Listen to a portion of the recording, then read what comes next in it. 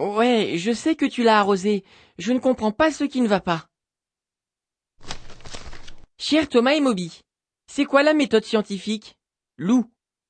La méthode scientifique est la procédure que les scientifiques utilisent pour essayer d'expliquer pourquoi les choses autour de nous se passent de la façon dont elles se passent. Quand les gens essaient de comprendre le monde qui les entoure, ils sont souvent confrontés à des problèmes qu'ils ne peuvent pas résoudre. C'est là que la méthode scientifique entre en jeu. Prenons Moby par exemple. Il a l'air d'avoir un problème avec sa plante. La première étape pour résoudre un problème scientifique est de bien définir le problème. Tu as raison. La plante meurt bien qu'elle ait été arrosée chaque jour. Pourquoi? Pour résoudre ce problème, nous devons d'abord comprendre ce que nous savons déjà. Ok, les plantes ont besoin d'eau. De quelle espèce de plante s'agit-il? Un figuier, c'est vrai. Maintenant, nous devons faire quelques observations sur la plante. Les feuilles sont flétries et tombent et la terre est humide et molle. Ensuite, faisons une inférence. Une inférence est la conclusion logique de nos observations.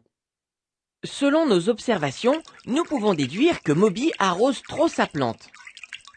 Maintenant, transformons notre inférence en hypothèse. Eh bien, une hypothèse est une explication vérifiable des observations réalisées. Que penses-tu de « le figuier se porte mieux si tu l'arroses seulement une fois par semaine »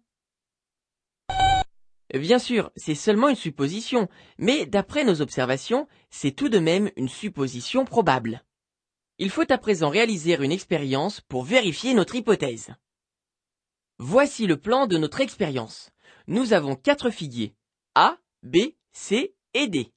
Ils sont plantés dans le même type de pot, avec la même terre, et ils reçoivent tous la même quantité de soleil. La seule variable, c'est-à-dire la seule chose qui change, c'est la quantité d'eau qu'ils vont recevoir. La plante A ne sera pas du tout arrosée. La plante B sera arrosée chaque jour. La plante C sera arrosée 3 fois par semaine et la plante D seulement 1 fois par semaine.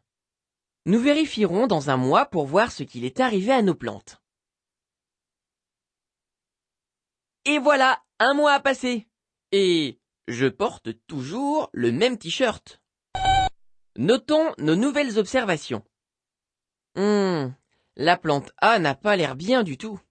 La plante B n'a pas l'air très en forme non plus. La plante C a l'air déjà un peu mieux. Et la plante D se porte très bien. Il est temps maintenant d'analyser nos informations. Alors, d'après cette expérience et nos observations, nous pouvons dire que le figuier qui se porte le mieux est celui qui a été arrosé 1 fois par semaine. Donc, nous pouvons tirer une conclusion. Le figuier pousse mieux quand il est arrosé 1 fois par semaine. Eh bien oui, pour être vraiment sûr, nous devrions répéter cette expérience plusieurs fois, juste au cas où nous aurions oublié de prendre en considération d'autres variables ou fait des erreurs. Si les expériences ne viennent pas confirmer l'hypothèse, alors il faut la repenser. Mais si plusieurs expériences confirment bien l'hypothèse, alors celle-ci peut devenir éventuellement une théorie. Eh bien en science, une théorie est une explication qui a été confirmée à plusieurs reprises par des expériences. Une théorie qui a été confirmée encore et encore peut devenir une loi, mais cela ne veut pas dire qu'elle est vraie pour toujours. Au sens strict du terme, on ne peut pas dire qu'il existe vraiment des faits scientifiques. Les scientifiques apprennent sans cesse de nouvelles choses sur le monde qui nous entoure, et tu ne peux jamais savoir quand ils vont trouver de nouvelles preuves qui nous obligeront à revoir notre compréhension du monde. C'est vrai, utiliser la méthode scientifique peut nous aider à avoir plus souvent raison, et pas seulement en cours de science. Tu dois juste être sûr d'être bien passé par toutes les étapes. Si tu émets une hypothèse sans faire d'observation, alors ce n'est qu'une supposition.